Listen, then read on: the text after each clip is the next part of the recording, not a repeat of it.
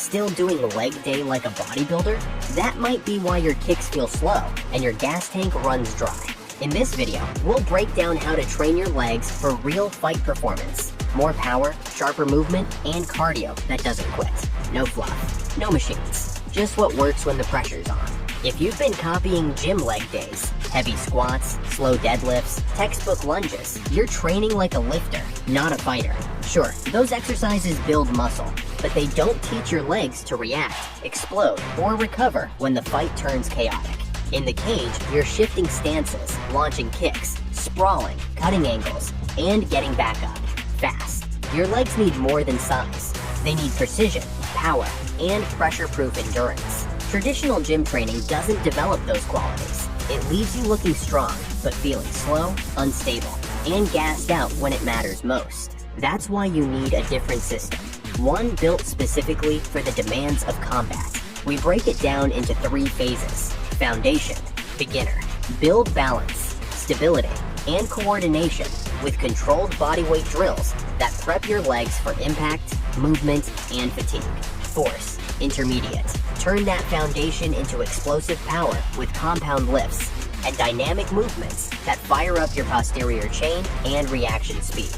Fight mode, advanced. Apply that power under pressure with unpredictable, high-intensity drills that simulate the stress and movement patterns of real combat.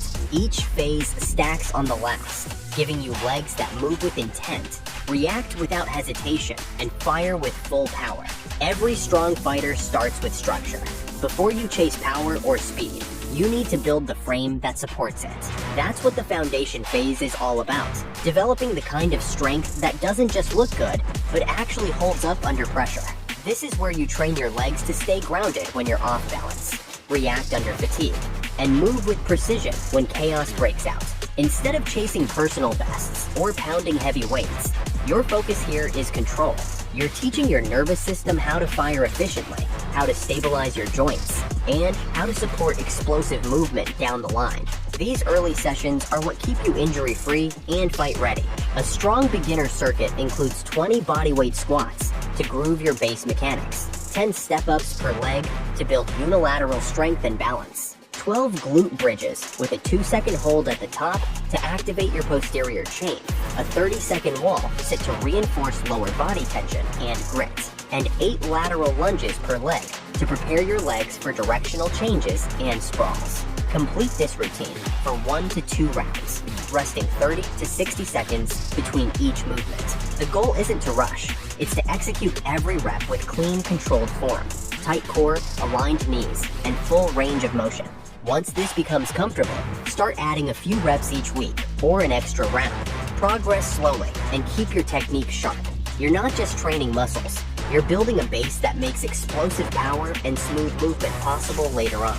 Nail this phase, and everything you do next becomes more effective and more dangerous to your opponent. Once you've locked in your foundation, it's time to start converting that control into real-world force. The force phase is where strength training starts to feel like fight prep.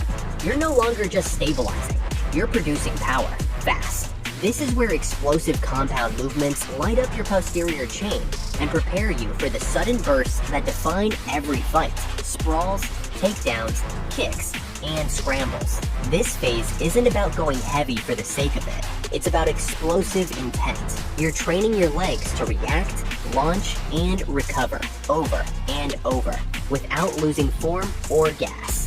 That means choosing exercises that challenge you dynamically, not just statically. Think of this as a bridge between structure and chaos. It's where gym strength starts to look like fight strength. A powerful intermediate circuit starts with 10 goblet squats to build lower body strength, posture, and leg drive. Follow that with 15 kettlebell swings to develop hip snap and explosive posterior chain power, critical for sprawling, striking, and scrambling. Add in 8 box jumps to light up your fast twitch muscle fibers and reactive pop. Then hit 10 reverse lunges per leg to build unilateral strength and control under motion. Finish with 6 to 8 landmine rotations per side, which translate leg force into rotational power, perfect for punches, throws, and level changes. Complete this circuit for 1 to 2 rounds, resting 30 to 60 seconds between drills. Progress by adding reps, extra rounds, or reducing rest to raise the intensity. Stay clean with form. Fire with intent. This is where strength starts looking like fight power. You've built the structure. You've built the power. Now it's time to apply it under pressure.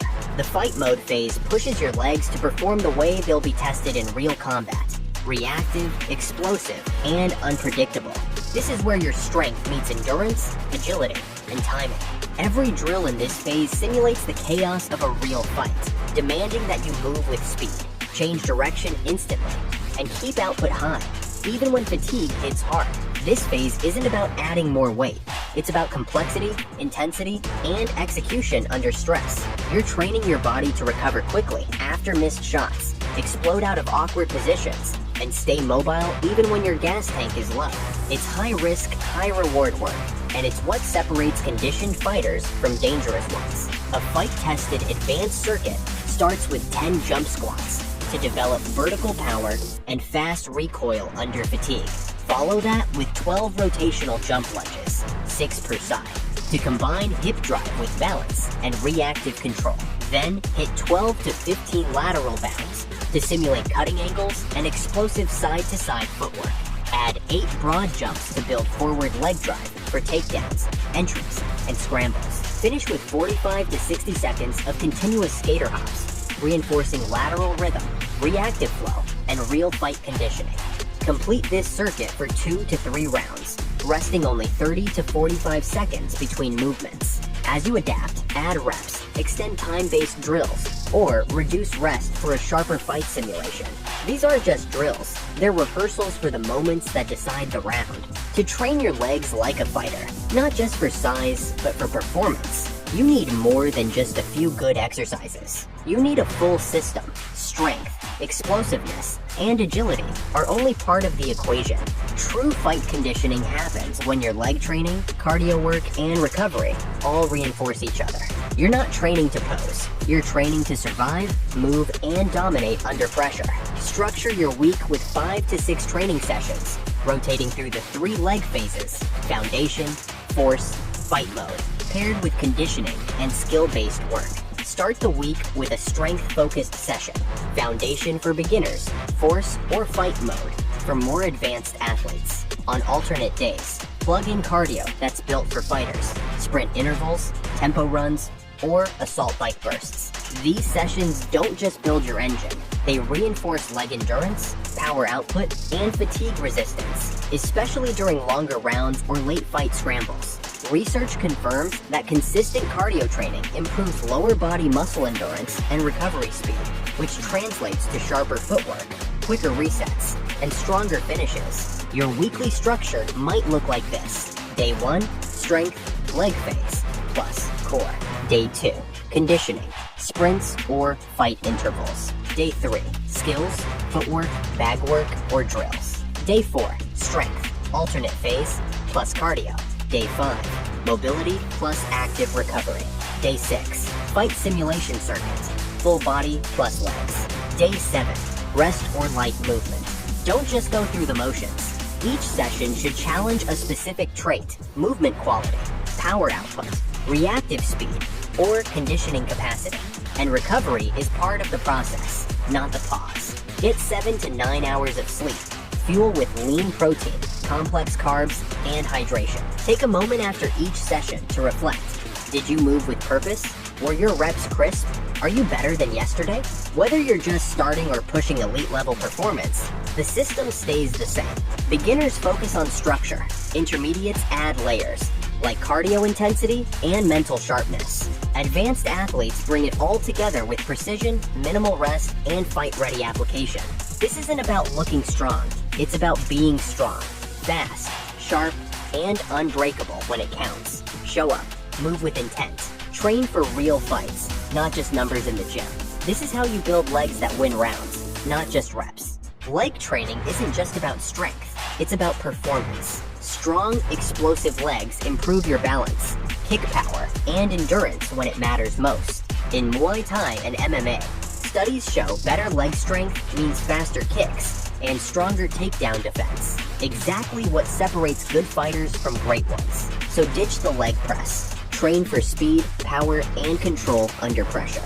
If this helped, like, subscribe, and drop your favorite leg exercise for combat sports in the comments. More fight-ready training breakdowns are on the way, so stay tuned and keep building the skills that win rounds.